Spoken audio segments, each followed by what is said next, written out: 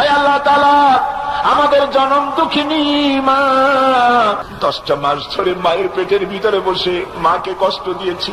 মায়ের পেটের ভিতরে হাঁটু দিয়া, মাথা দিয়া, পাও দিয়া গুদাগুদি করে মাকে কষ্ট দিয়েছি পেটের ভিতরে থেকে। ডেলিভারি করার সময় মা প্রচন্ড কষ্ট পেলেন। আয় আল্লাহ, তারপরে বুকের রক্ত চুষে চুষে বুকের দুধটা 2-2.5 বছর খেয়েছি।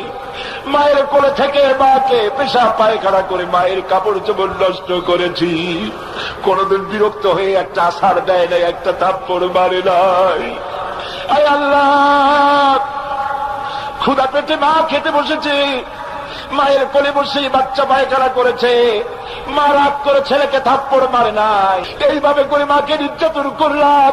ওই মা যাদের বিদায় হয়ে গেছে, আল্লাহ মায়ের কবর জান্নাতের টুকরা বানাইয়া দাও।